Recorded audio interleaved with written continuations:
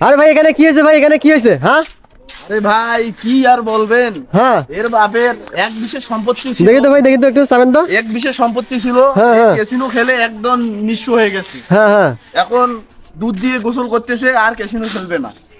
ভাই একে তো আমরা বাধা করি, হ্যাঁ তাও এরপরেও ক্যাসিনো খেলায়। কেন, তার কথা শুনে না?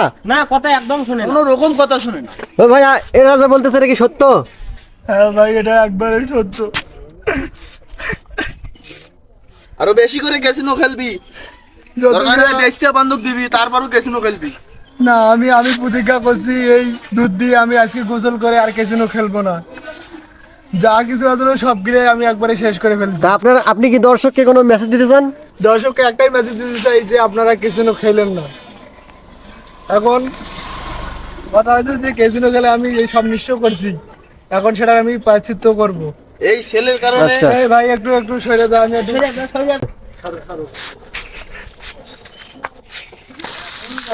ও